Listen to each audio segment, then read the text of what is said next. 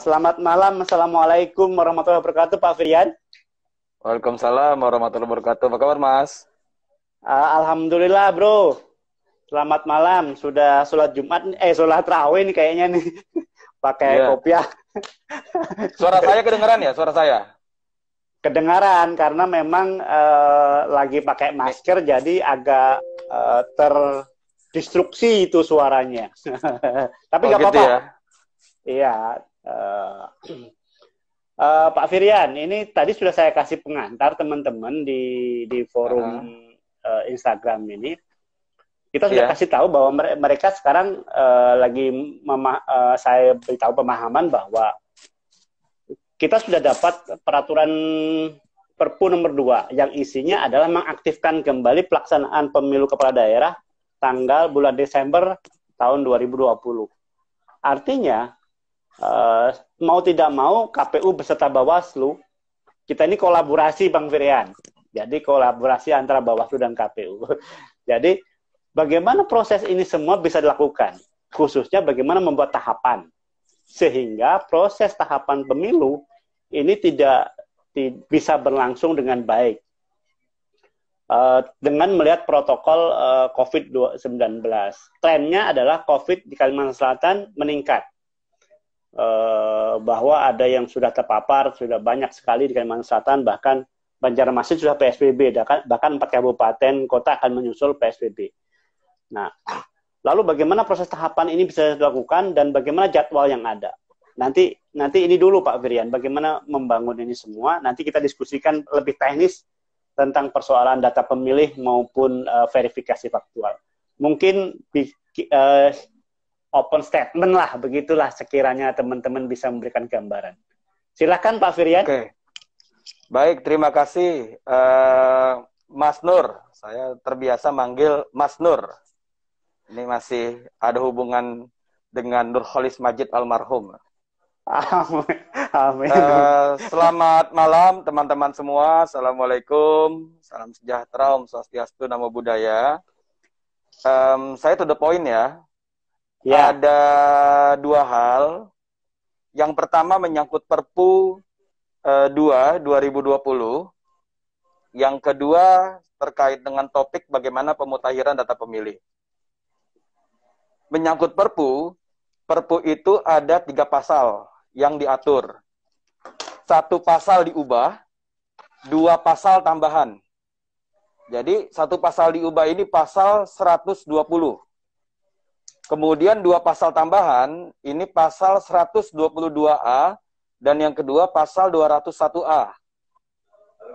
3 poin ini, 3 poin tersebut, atau 3 pasal tersebut, substansinya adalah mengatur penundaan pemilihan serentak, sekaligus juga pelaksanaan kembali di tingkat nasional. Jadi, di pasal 121 ayat 1, sebelum diubah, itu bunyinya, sebagian wilayah atau seluruh wilayah. Setelah diubah, ada tambahan frasa, sebagian daerah atau seluruh daerah. Nah, kata ini, kata daerah dan wilayah, itu membedakan, kalau wilayah untuk satu daerah pemilihan, kalau daerah, sebagian daerah itu artinya lebih dari satu daerah pemilihan. Nah, cara bacanya gampang. Bandingkan pasal 120 ayat 1 versi Perpu dengan sebelum Perpu. Nah, jadi maknanya adalah Perpu ini mengatur bagaimana penundaan pemilihan serentak sekaligus juga melanjutkan kembali di tingkat nasional. Nah, sebagai catatan, pengaturan penundaan secara eksplisit di tingkat nasional sebelumnya itu tidak ada. Atau katakanlah tidak begitu kuat, tidak eksplisit seperti pasal 120, 121 dan 122 itu bunyi asalnya terkait dengan penundaan di satu daerah pemilihan tertentu. Nah, ini aspek penting yang kemudian menjadi pegangan kita semua.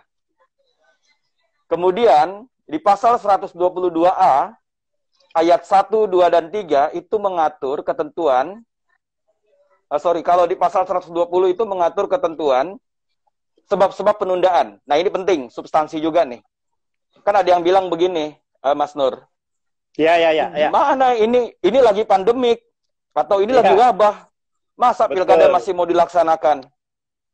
Loh, sebagai catatan, kalau kita mau perhatikan betul-betul ya, waktu KPU RI melakukan penundaan 4 tahapan di tanggal 21 Maret, sebagian pihak itu mencibir.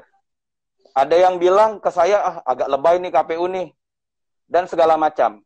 Namun kami punya keyakinan, karena kita sejak tanggal 2 Maret mempelajari virus ini mengkhawatirkan. Nah, substansi dari pasal 120, negara dan undang-undang sudah mengatur penyelenggaraan tahapan pemilu tidak mungkin dilaksanakan dalam suasana yang sangat tidak normal.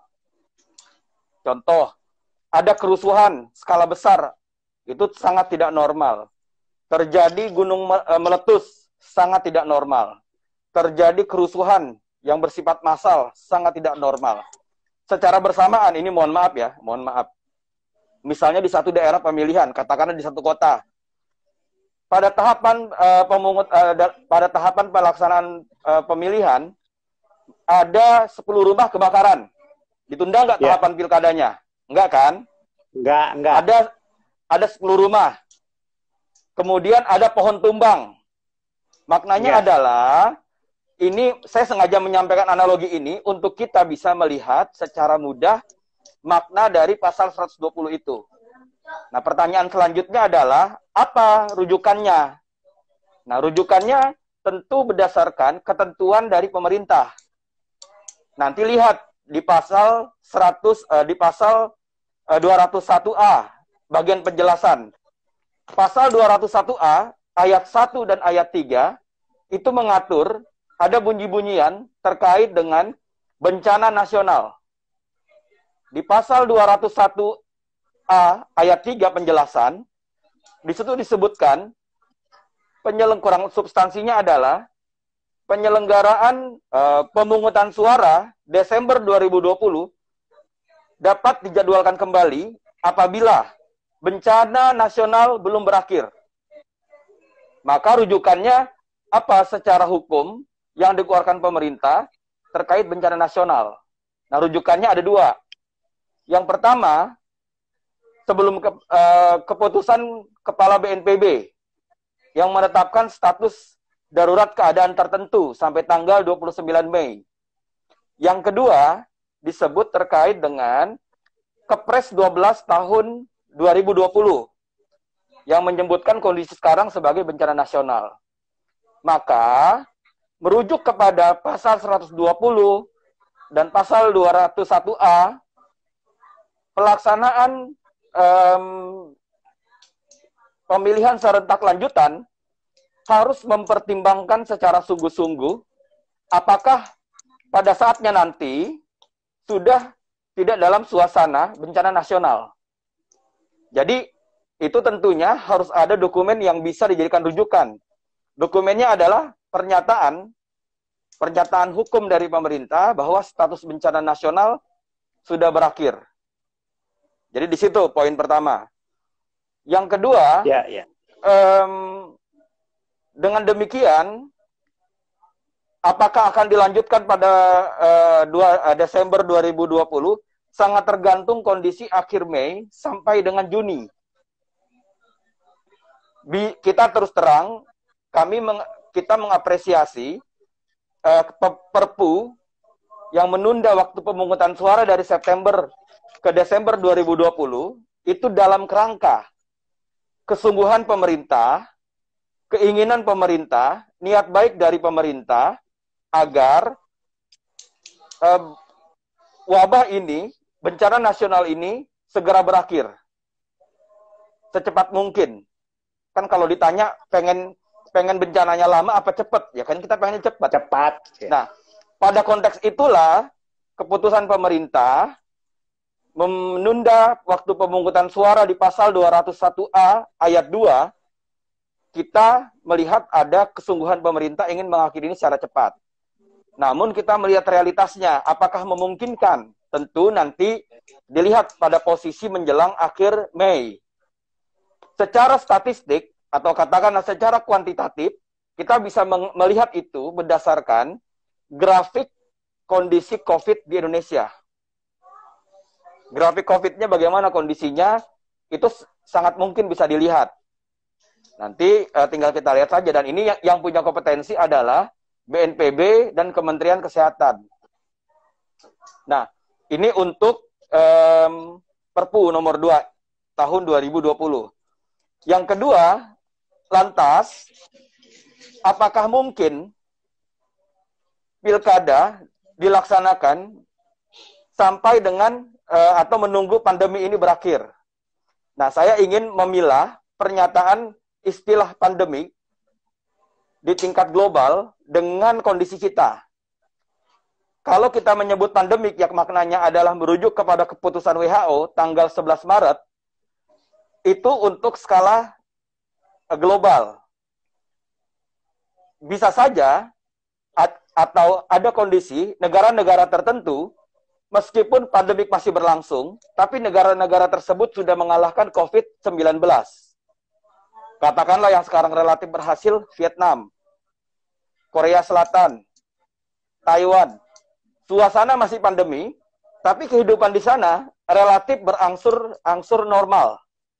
Maknanya adalah mengukur pelaksanaan pilkada pasca COVID-19 kepada pandemi global menjadi tidak relevan. Yang relevan adalah sekali lagi melihat status bencana nasional ini yang nantinya rujukannya keputusan dari pemerintah. Kemudian kalau melihat kondisi yang ada, kapan COVID-19 ini zero case? Zero case maksudnya sama sekali nggak ada. Nggak ada. Kalau melihat, ya, menurut ahli-ahli, kalau melihat rumpun virus ini seperti influenza, namun jenis baru. Menurut sejumlah ahli yang saya rujuk, virus ini akan tetap ada, dan ini bukan virus baru. Rumpun keluarga corona ini sejak sebelum Masehi. 3.300 tahun sebelum Masehi. Ini referensi yang saya cari ya. Nah, ke depan akan tetap masih ada, tapi sudah bisa dikelola dengan baik, harapannya. Nah, dengan demikian maka pernyataan pilkada itu dilanjutkan setelah tidak ada lagi COVID sama sekali. Dengan merujuk makna tersebut, menurut saya tidak mungkin. Artinya kalau benar-benar sampai zero case, baru dilaksanakan pilkada, rasa-rasanya ya, kecuali Tuhan berkehendak lain, misalnya wabah ini dicabut, misalnya begitu ya. Nah, itu alhamdulillah. Tapi kalau berdasarkan ilmu kesehatan, pendekatan ilmu pengetahuan, virus ini akan tetap ada, namun bisa dikendalikan. Nah, maka secara teknis pemilihan, apa yang bisa kita lakukan? Yang bisa kita lakukan adalah mengadakan penyesuaian tahapan pelaksanaan atau penyelenggaraan pilkada serentak. Lantas masuk kepada persoalan daftar pemilih. Nah, daftar pemilih bagaimana dilakukan penyesuaian? Ada dua yang bisa dilakukan penyesuaian. Secara hukum, rujukannya tetap Undang-Undang Pemilihan Nomor 10. Apa-apa yang sudah diatur di Undang-Undang Pemilihan tidak bisa tidak dilaksanakan, harus dilaksanakan. Terkait pemutahiran data pemilih, ada dua klausul yang menyebut istilah petugas pemutahiran data pemilih atau disingkat dengan PPDP, yaitu pasal 10A dan salah satu pasal lainnya. Jadi cuma dua pasal yang merujuk tentang istilah PPDP. Pasal 10A dan pasal 20. Di situ hanya menyebutkan istilah PPDP. Tapi tugasnya secara detail tidak disebutkan. Nah, di pasal 58 ayat 3 disebutkan kegiatan pemutahiran itu dilakukan berdasarkan perbaikan dari RT, RW, atau sebutan lain. Jadi, kegiatan yang disebut atau yang dimaknai sebagaimana menjadi ritual pemutahiran data pemilih selama ini, sejak tahun 55 sampai sekarang, dari rumah ke rumah, secara eksplisit sebenarnya di Undang-Undang Pemilihan tidak ada. pemutahiran di Undang-Undang Pemilihan hanya diatur berdasarkan perbaikan dari RT, RW, atau sebutan lain.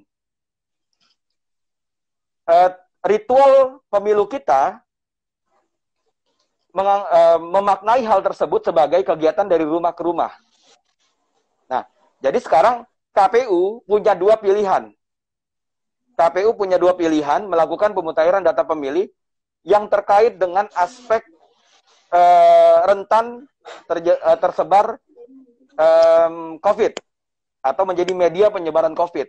Yaitu pertama, seperti yang biasanya ada, dilakukan door to door, tapi dengan protokol COVID-19.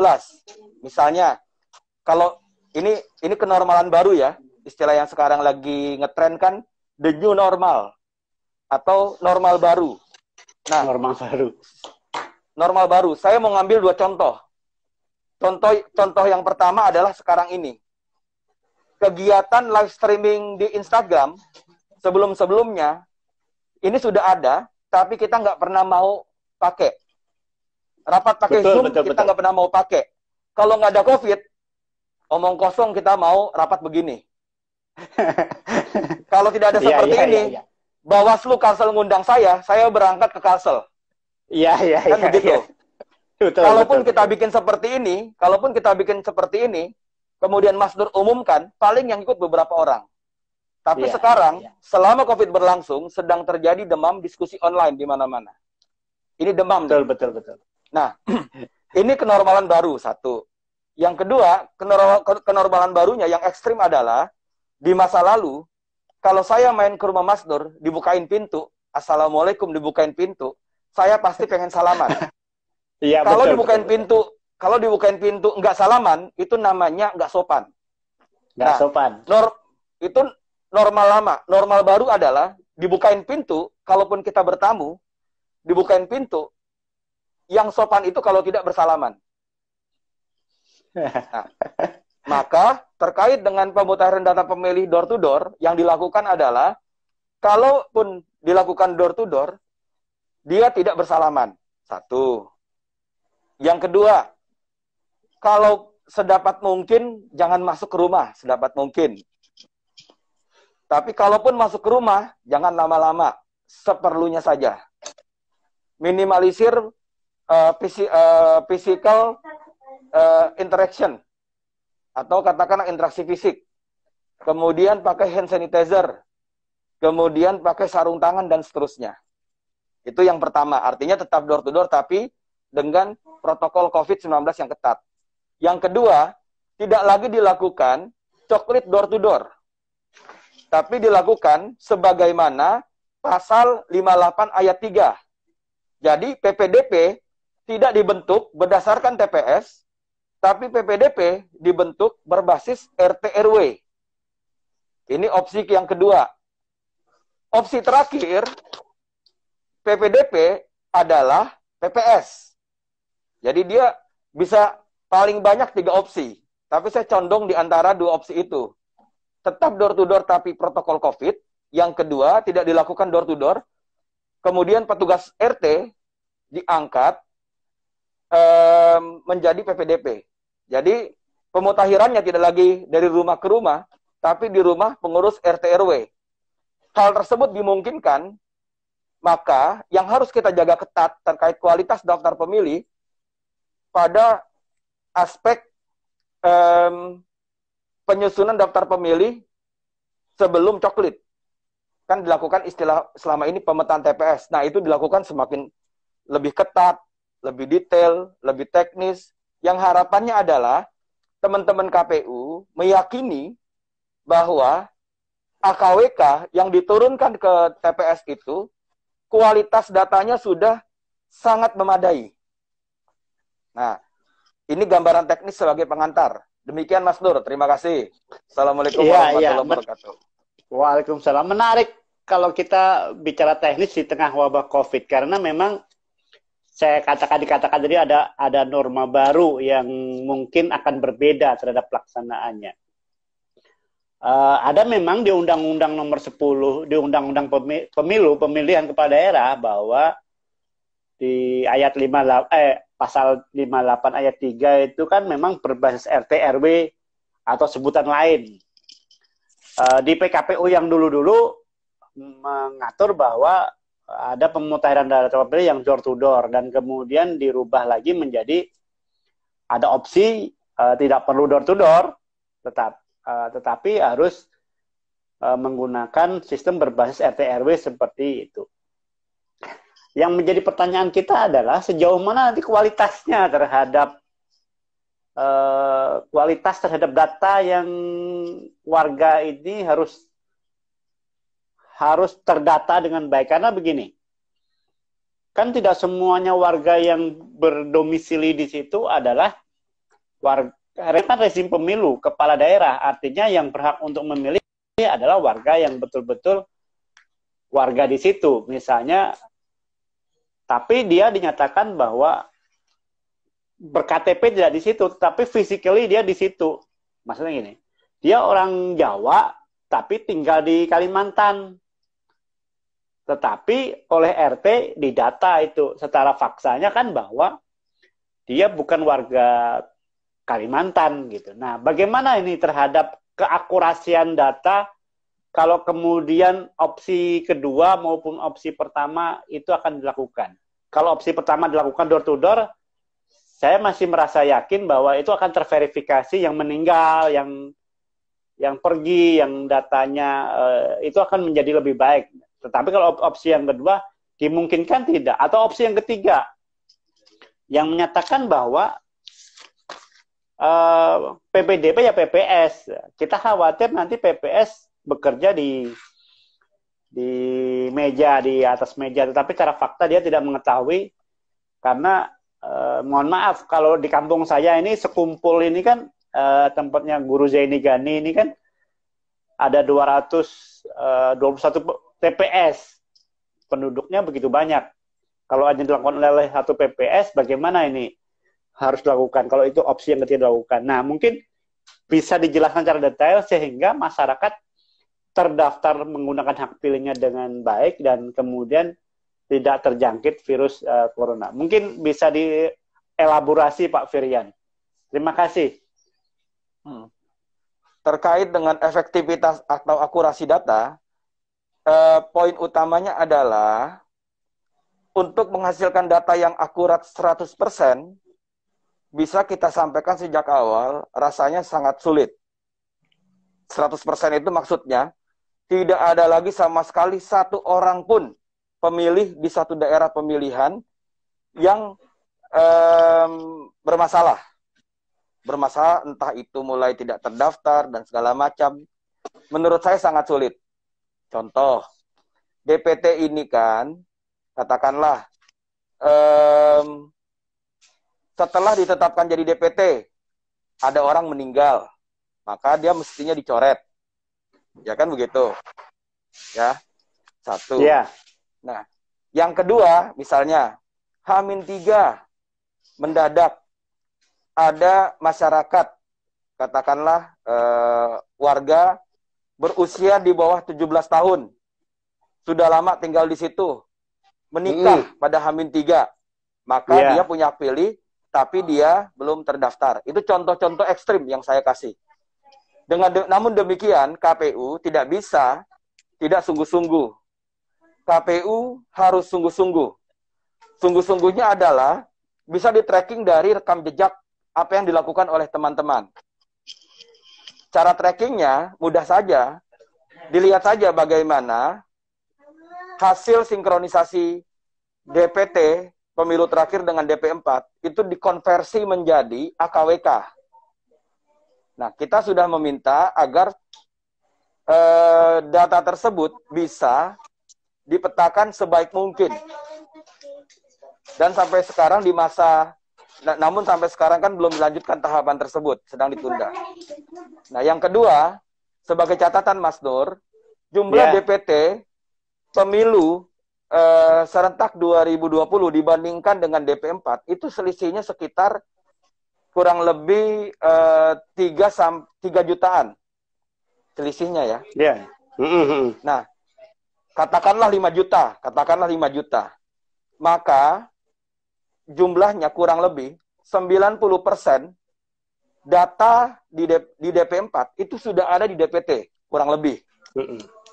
Nah, kalau DPT pemilu kemarin, datanya kan dikuasai oleh KPU dan Bawaslu. Kan Bawaslu juga punya teman-teman Bawaslu. Kurang lebih ada 90%. Itu dilakukan pemetaan TPS dengan baik. Maka idealnya, dan data ini kan sudah teruji. Kecuali di-update ada yang meninggal dan segala macam. Idealnya kurang lebih 90% dari total 100% DPT, idealnya sudah baik di awal. Jadi, proses coklit sebanyak-banyaknya kurang lebih 10% saja. Kalau kita bicara persentase besaran. Nanti lain lagi kalau kita bicara teknis detailnya. Namun secara besaran, demikian cara pandang kita melihat permasalahan atau kegiatan pemutahiran data pemilih. Nah, di antara dua opsi, tadi saya sampaikan 3, kalau saya condong di antara 2 yang pertama. Kalau opsi ketiga terlalu jauh. Namun itu bisa saja ditempuh. Kan kami akan lakukan pendalaman, mematangkan pilihan, opsi mana yang kita lakukan. Yang paling mungkin, pertimbangan kita adalah keselamatan masyarakat. Pertimbangan keselamatan masyarakat sama pentingnya dengan pertimbangan keselamatan hak pilih. Jadi keselamatan hak hidup dengan hak pilih itu sama pentingnya. Untuk itu, KPU mau tidak mau harus melakukan adaptasi teknis pemilihan. Nah, yang perlu dilihat adalah ketika nanti misalnya ya, opsinya adalah yang dipilih tidak lagi door to door, tapi dilakukan oleh RT RW. Itulah kenormalan baru. Kondisi terbaik yang paling mungkin dilakukan tetap menyelenggarakan tahapan pemutahiran data pemilih, sekaligus juga tahapan tersebut minim dengan potensi terjadinya penyebaran COVID-19. Nah, lantas bagaimana kerjanya? Prinsipnya dibalik. Kalau buat saya ya, ini bicara wacana alternatif. Dan ini sebagai catatan atau disclaimer-nya, nah ini jadi ingat kemarin nih. Disclaimer-nya adalah, ini pernyataan pribadi, bagaimana kebijakan KPU secara resmi, kan kita masih menyusun PKPU turunan dari Perpu. Tapi sebagai sebuah pilihan, yang paling mungkin sekarang, kalaulah tidak door to door, berbasis RT RW, dan RT RW dengan logika kenormalan baru. Kenormalan barunya adalah, kalau selama ini, semua RT RW itu kalau jadi PPDP, wajib turun ke lapangan, kecuali kondisi tertentu, diperkenankan tidak turun ke lapangan. Satu ya. Nah, sekarang dibalik. Sedapat mungkin jangan turun ke lapangan, dengan asumsi RT mengenali semua warganya, terlebih sekarang lagi ada bansos. Terlebih lagi sekarang ada banyak bantuan dari pemerintah, berbasis RT RW datanya. Dalam tanda petik, secara kualitatif, data di RT RW sedang termutakhirkan sendiri di masing-masing RT dan RW. Maknanya adalah, kalau kita minta keterlibatan RT RW, sudah mengetahui kondisi masyarakatnya. Sehingga tanpa turun ke lapangan pun memungkinkan untuk hasil yang baik. Kecuali, misalnya, ini Pak RT saya nih, dari 200 data pemilih, 195 clear, saya kenal. 5 diantaranya saya tidak kenal. Ini siapa ya? 195 saya kenal, 5 orang ini saya nggak kenal. Nah, maka yang 5 orang itulah baru dalam kondisi tertentu dilakukan kegiatan coklit. Jadi logikanya dibalik. Nah, apakah mungkin secara teknis, bagaimana terkait kualitas data? Dengan logika tadi, kualitas data tetap terjaga. Cuma nanti poin pentingnya sekarang adalah bagaimana aspek stiker. Apakah stiker tetap ditempel di rumah atau tidak perlu lagi? Atau ada pendekatan tertentu dalam distribusi serta penempelan stiker yang di rumah tuh. Nah, tinggal itu saja nantinya. Lantas kegiatan lainnya sebagai catatan, selain kegiatan manual, KPU juga melengkapi proses pemutakhiran data pemilih dengan sidali yang dilakukan sejak dini. Jadi kalau pemilihan sebelumnya, sidali itu dibuka setelah DPS. bahkan setelah DPT, menjelang DPT. Nah, kita upayakan Sidali ini sebagai konsekuensi dari COVID ya.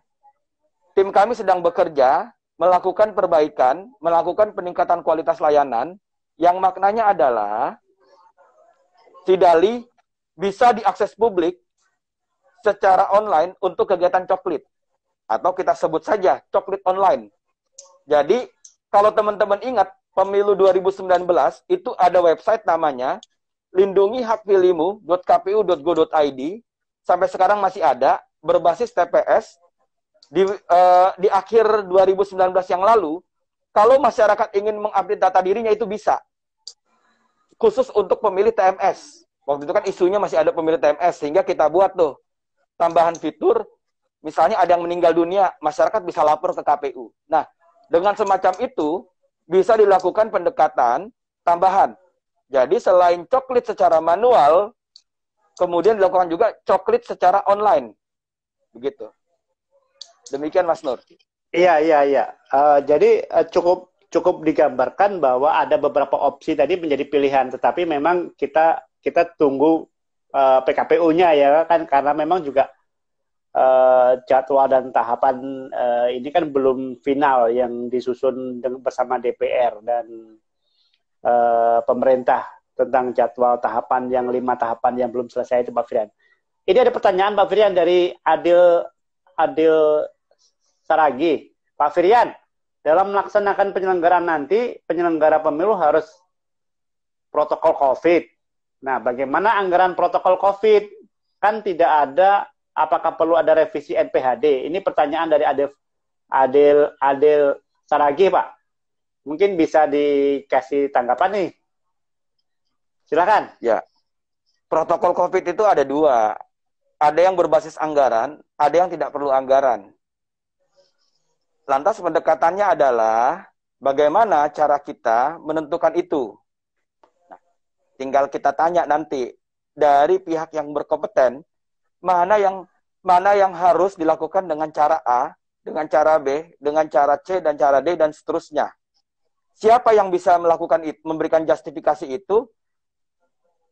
Instansi yang memiliki otoritas terkait COVID-19, yaitu Kementerian Kesehatan. Nanti kita minta masukan, misalnya ya, kalau kita main ke rumah orang, apakah perlu pakai APD? Misalnya. Ini contoh ekstrim ya, contoh ekstrim. Yeah. Apakah seluruh penyelenggara pemilihan ketika melakukan coklit atau melakukan verifikasi faktual harus pakai APD? Kan itu bisa dihitung tuh. Nah, yang paling mungkin adalah tidak perlu pakai APD. Kemudian kedua pertanyaannya, kalau jaga jarak, misalnya jaga jarak sekitar 1 meter, itu keluar dana atau tidak? Kan tidak, itu masuk bagian dari protokol COVID. Begitu pula sebaliknya, di TPS nanti, perlu tidak hand sanitizer? Misalnya ya, kalau dinyatakan perlu, lantas dari mana dananya? Tentu, ketika ada satu kebutuhan yang itu menjadi wajib dalam kenormalan baru, maka kebutuhan tersebut harus diupayakan dengan merevisi anggaran. Bisa 2 anggaran itu nanti. Bisa dilakukan revisi, ada penambahan. Bisa juga ada revisi namun tidak ada penambahan.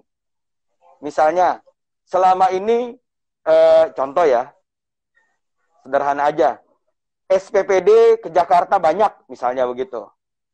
Tapi dengan suasana seperti ini, kan SPPD tidak banyak terpakai. Itu berkurang. Betul. Rakor, misalnya nih ya. Rakor, selama ini di hotel. Misalnya dihitung dari satu daerah yang melaksanakan pilkada, total ada sekian kali rakor. Satu rakor hampir 1 M, misalnya ya. Atau katakanlah sekian ratus juta. Setelah dihitung, kita perlu anggaran. Misalnya sebagian dari rakornya kemudian dilakukan secara online. Seperti sekarang kan orang pelan-pelan, orang awal-awalnya berpikir, ngapain rapat pakai Zoom. Enakan ketemu. Tapi kita dipaksa oleh kondisi nggak bisa ketemu. Ternyata bisa juga. Contoh, saya yakin hampir semua teman-teman penyelenggara pemilu atau masyarakat umum sudah familiar dengan kata-kata Zoom. Google Meet yang kedua. Kalau dari top of mind ya. Zoom yang pertama, kemungkinan Google Meet. Tapi di kalangan pegiat IT yang sudah relatif dikenal, misalnya Skype, kemudian Slack. Nah, hal tersebut sekarang dimungkinkan kita mengurangi anggaran. Anggaran yang berkurang itu, atau anggaran yang bisa diminimalisir, kemudian dialihkan untuk kebutuhan-kebutuhan lain. Jadi yang paling mungkin misalnya seperti pertemuan-pertemuan dengan Zoom yang rakor-rakor, itu bisa diminimalisir sebenarnya. Kami kemarin untuk pemutahiran data pemilih sempat melakukan rakor online. Rakornya resmi secara online. Ada lagu Indonesia Raya, ada doa, ada MC-nya secara online se-Indonesia. Dilakukan dari pagi sampai sore hari menjelang maghrib, efektif berlangsung, justru lebih efektif terlaksananya. Bisa. Contohnya misalnya teman-teman mau bikin rapim, rapat pimpinan di tingkat provinsi. Nanti dibikin komisi-komisi. Ya kalau ada 5 komisi, berarti ada 5 akun Zoom. Kan bisa begitu. Itu contoh-contohnya saja. Demikian, Mas Nur. Artinya penggunaan anggaran dana yang tadinya untuk rakor, untuk perjalanan dinas, itu bisa dialihkan untuk protokol COVID petugas di tingkat lapangan gitu ya Pak Firian ya? Iya, dimungkinkan. Tapi kan pertanyaannya adalah, kan KPU belum melakukan revisi NSPK. Iya, betul. Ya? Ini jadi semuanya masih dalam proses. Prinsip kehati-hatian, ini kan suasana yang pasti sedang tidak pasti. Iya, betul. Kondisi pasti sedang tidak pasti. Maka upaya revisi PKPU pun harus dengan prinsip kehati-hatian. Jadi kita ingin cepat, tapi secara bersamaan cepat itu jangan mengabaikan aspek kehati-hatian. Nah, ini sedang berjalan, tapi kerangka ini menjadi bahan pertimbangan kami dalam menyusun PKPU. Betul. Iya, jadi artinya tetap dimungkinkan protokol COVID bisa dilakukan oleh petugas di tingkat RT atau PPDP. Dan ini tetap bisa opsi pertama bisa dilakukan door to door ataupun berbasis RT RW. Nah, ada sebuah pertanyaan lagi Pak Firian dari Bawaslu Kota Banjarbaru. Kalau apakah ada jaminan nih RT RW selaku PPDP akan melaksanakan tugasnya dengan baik? Sementara faktanya banyak RT RW berafiliasi dengan calon atau sebagai partai politik atau simpatisan, bahkan tim sukses. Bagaimana ini Pak Firian? Kalau karena nanti kasus yang terjadi pernah terjadi di kabupaten kita ini petugas RT-nya pada hari hanya tahu bahwa komplek itu pendukung si A, maka nggak diundang pada hari hanya. Nah, lalu kemudian ada sebagian yang tidak terundang. Nah, kita khawatir dalam proses pemutahiran data pemilih ada sebagian komplek yang tidak terundang dimutakhirkan datanya karena afiliasi dari RT RW dengan kalau selaku PPDP ini bagaimana? Ini pertanyaan dari teman-teman Kota Banjarbaru. Demikian Pak Firian. Ya. Terima kasih. Kita ini kan hidup bernegara. Salah satu etik bernegara atau kita bisa bernegara dengan baik, salah satunya ada unsur masyarakat. Masyarakat dalam satu lingkup negara secara normatif idealnya adalah dibangun atas dasar rasa saling percaya. Indonesia Raya ini kan ada keyakinan bahwa kita ini bersama-sama sebagai satu bangsa. Maka rasa saling percaya itu di tengah situasi seperti apapun kita harus beranjak dari cara pandang kita sebagai warga negara bisa saling percaya. Rasa saling percaya ini kemudian harus terukur dan terkuantifikasi secara sistemik, bisa dipertanggungjawabkan dan bisa dilihat. Upaya untuk meminimalisir hal-hal negatif demikian perlu dipastikan. Bagaimana cara memastikannya?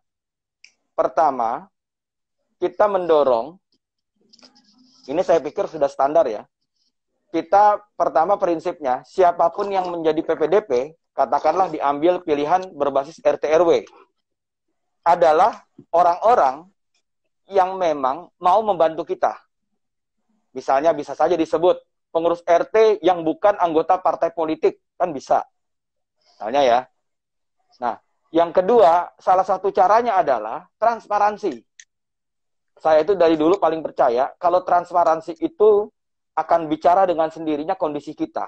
Jadi kepercayaan publik itu akan terjamin dan terjaga dengan kita dengan kita terus melakukan kerja-kerja secara transparan. Misalnya, nanti PPDP-nya diumumkan. Gitu.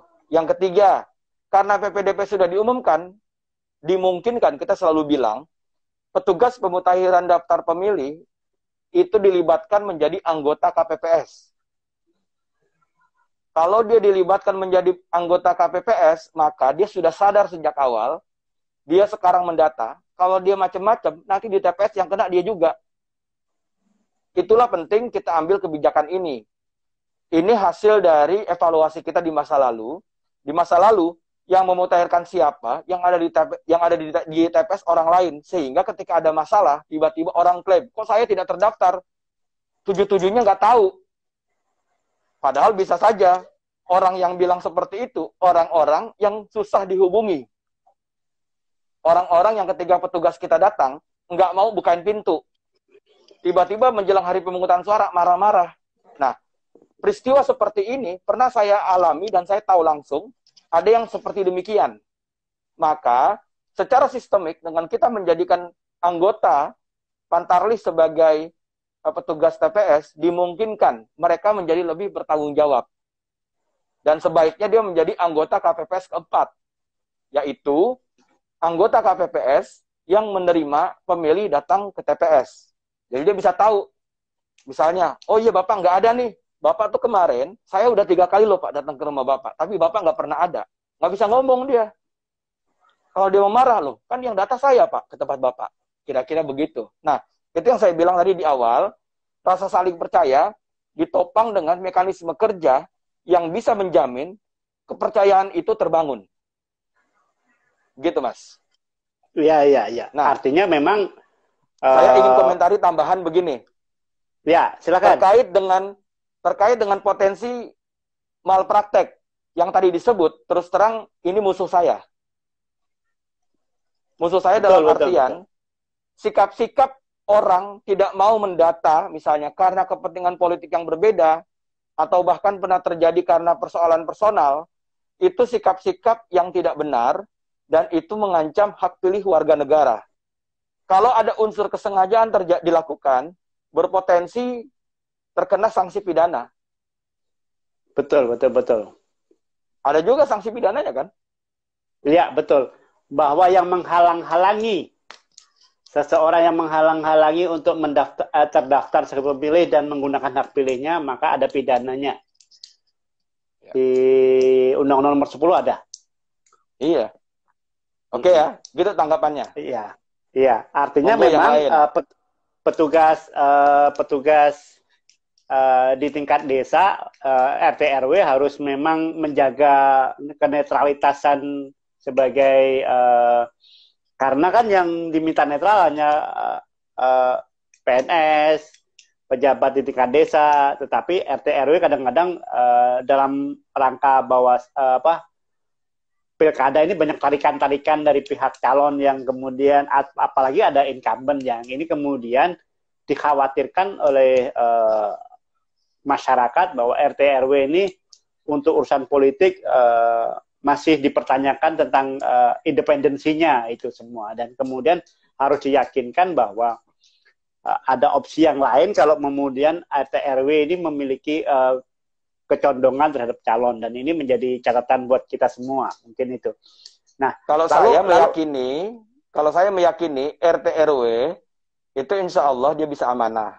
Untuk itu meminimalisir potensi RT RW yang bermain dengan menegaskan sejak awal yang hanya boleh menjadi PPDP pengurus RT yang bukan anggota partai politik atau tidak menjadi tim kampanye. Iya, betul. Gitu. Nah, itu artinya lebih menandaskan bahwa petugas PPDB tidak harus dari RT RW, meskipun itu bisa dilakukan oleh RT. Tetapi di Undang-Undang Nomor 10 yang di pasal 58 itu kan sebutan lain selain RT RW ada di situ, jelaskan bahwa ditandas. Mohon maaf Pak Firyan, tadi ada trouble sedikit di handphone. Oke. Tapi nggak apa-apa lah. Biasalah handphone silakan. lama. Pak Firyan sambil ngopi loh saya. Iya. Pak, biasanya kita ngopinya di Aceh ya, Aceh Connection. Iya. Ayo Mas, kita lanjut. Baik. Ya, oke. Menarik kalau kita bicara data pemilih di tengah COVID, dan ternyata KPU memiliki strategi-strategi yang cukup jitu, antara lain door to door dengan norma baru, tidak door to door tetapi dengan memberdayakan seperti RT RW dan PPDB berbasis CPS. Tetapi menarik juga kalau kita bicarakan, ini kan ada 2 fase tahapan Pak Firyan. Ada yang kemudian bersamaan dengan pemutaran data pemilih, tetapi sebelumnya ada proses verifikasi calon perseorangan. Artinya kan dukungan yang mendukung calon perseorangan itu kan harus terverifikasi keabsahannya. Artinya begini, calon yang ingin mendaftar itu kan tidak harus melakukan jalur partai politik, tetapi juga bisa menggunakan jalur perseorangan dan didukung oleh publik. Sebanyak kalau nggak salah 10% atau 8%, dan itu harus didatangi semua, diverifikasi faktual semua. Nah, adakah opsi-opsi yang lain seperti pemutaran data pemilih tadi terhadap pelaksanaan teknis nantinya dalam proses verifikasi faktual calon perseorangan tersebut, Pak Firyan? Mungkin bisa dijelaskan kepada publik.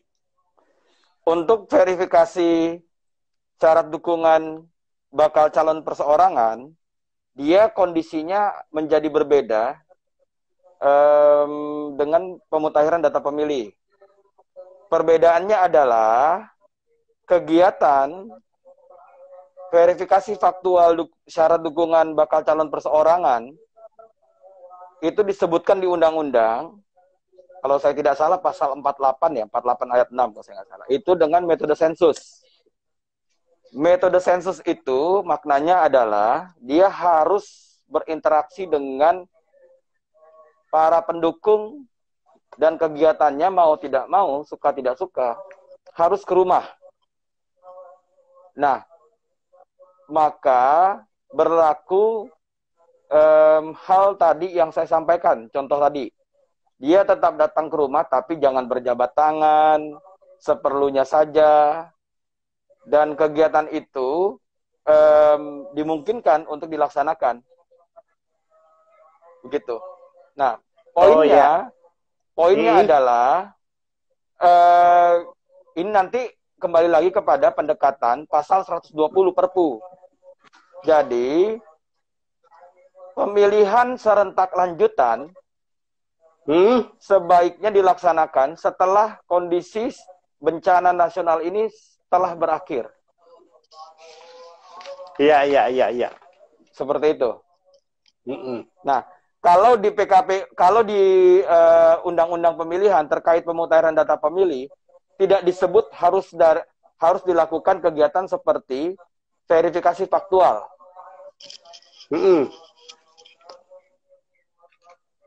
Seperti itu, Mas. Iya. Artinya memang dimungkinkan nanti dari informasi BNPB tanggal 29 Mei itu tonggak awal dari kemudian bagaimana mekanisme verifikasi faktual akan dilakukan, begitu ya Pak Firyan ya? Verifikasi faktual tetap dilaksanakan dengan metode sensus karena undang-undangnya tidak dirubah. Tapi kemudian verifikasi faktual dengan metode sensus seperti apa itu nanti bergantung dari seperti apa saja peluang yang paling mungkin dilaksanakan. Sebagai contoh, idealnya dari rumah ke rumah.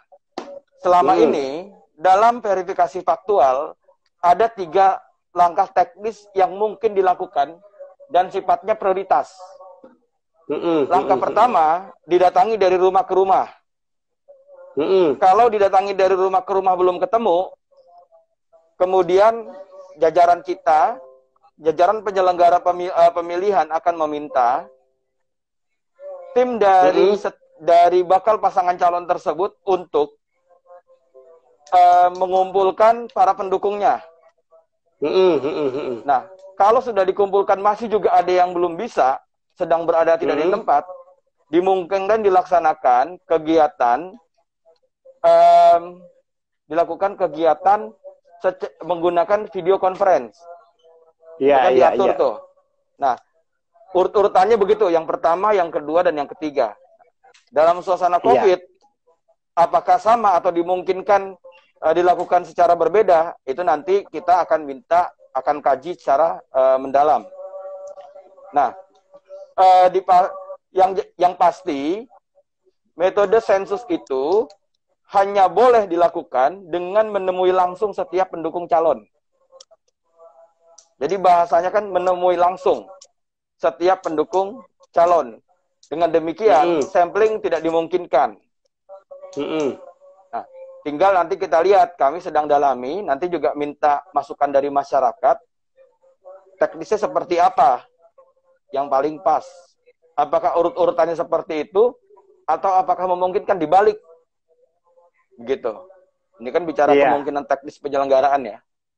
Demikian, Mas. Ini ada pertanyaan, Pak. Sebenarnya PKPU tentang tahapan dan jadwal itu bagaimana persiapannya?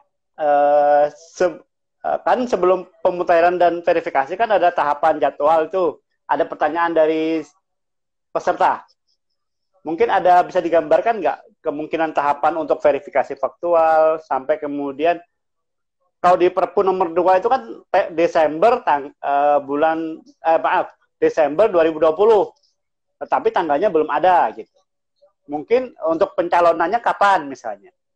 Jadi kan bisa dihitung juga nanti untuk bagaimana incumbent untuk tidak melakukan proses kegiatan kampanye dan lain sebagainya lah. Mungkin bagaimana ini Pak Firian? Ya, kalau orang bikin kue itu kan ada tahapan-tahapannya. Ini sekarang tahapannya, bahan-bahannya ini baru dibeli. Kalau baru dibeli, jangan dulu bicara kuenya langsung jadi, pelan-pelan. Ini sedang kita kerjakan. Kita perlu meminta masukan sejumlah orang yang kompeten di bidangnya. Jadi dalam waktu dekat, KPU akan melakukan 2 hal. FGD serta uji publik. Ini akan dilakukan oleh KPU RI. Insya Allah kalau tidak ada halangan minggu ini ya, kalau tidak ada halangan. Iya. Artinya teman-teman, insya Allah akan ada. Iya, artinya teman-teman yang tidak sabar untuk mendapatkan tahapan dan jadwal yang saya lihat ini, sabar aja dulu.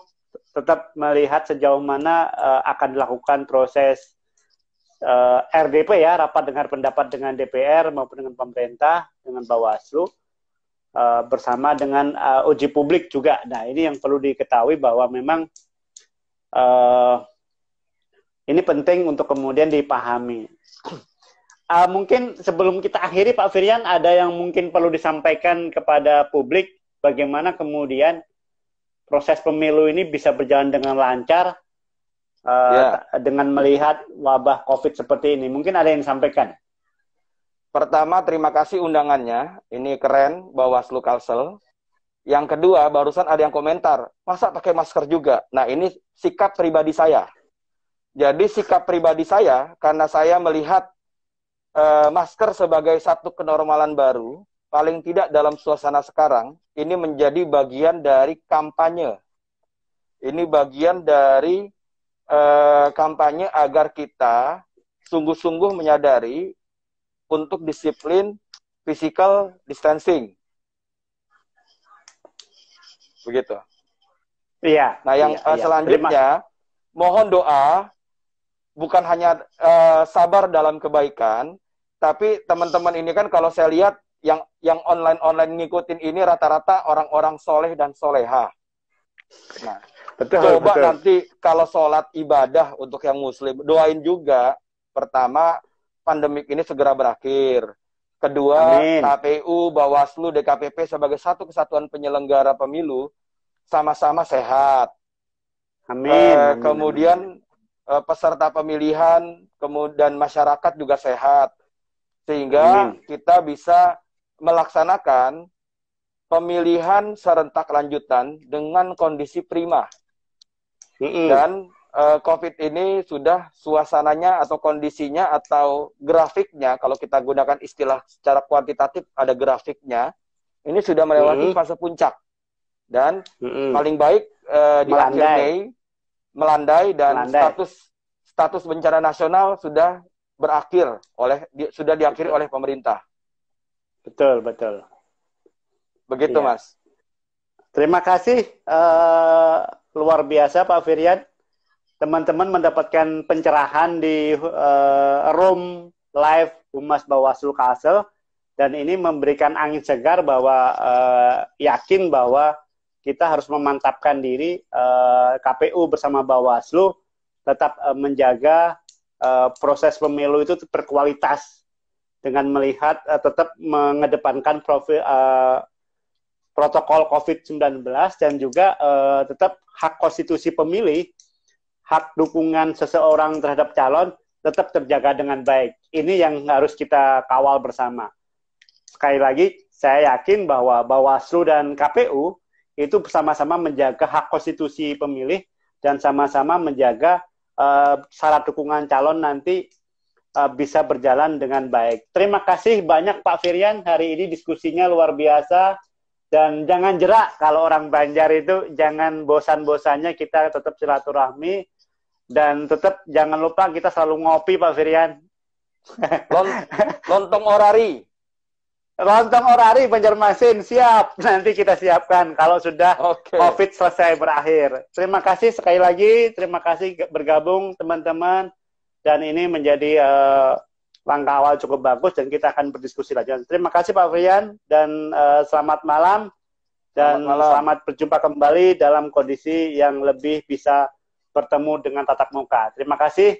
Assalamualaikum warahmatullahi wabarakatuh. Waalaikumsalam warahmatullahi wabarakatuh. Sama-sama teman-teman. Makasih teman-teman.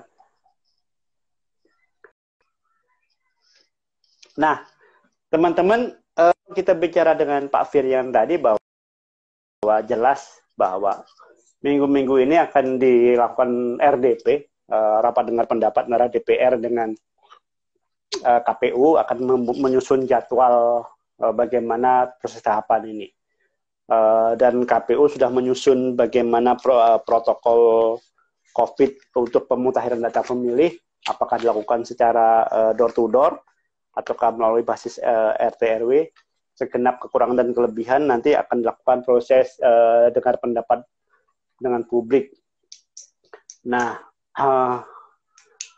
dan terima kasih atas keterlibatan teman-teman dalam diskusi ini, dan ini akan menjadi budaya dari Bawaslu Kalimantan Selatan lewat Instagram dan beberapa tokoh-tokoh nanti coba kita undang. Saya yakin teman-teman akan turut serta di dalam proses diskusi ini. Saya terima kasih yang tadi memberi masukan. Saya mohon maaf tidak bisa memberikan mengeksplor pertanyaan teman-teman secara keseluruhan. Dan saya yakin saya tidak bisa memberikan jawaban banyak hal. Dan terima kasih. Nanti kita ngopi kembali bersama Bawaslu, ngobrol tentang pemilu kepala daerah. Sekian, selamat malam. Assalamualaikum warahmatullahi wabarakatuh.